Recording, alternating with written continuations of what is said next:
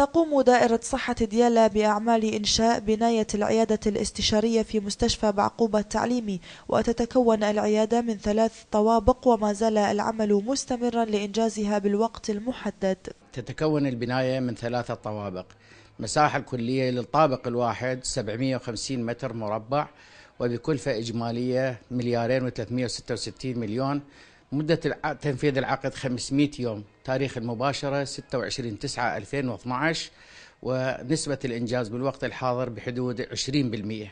مر على البدء بالعمل في حوالي 5 أشهر. إن شاء الله يتم إنجاز المشروع في الوقت المحدد في 2013. سوف تكون بناية مكونة من 3 طوابق، تحتوي على غرف إدارية وغرف رعاية صحية كاملة.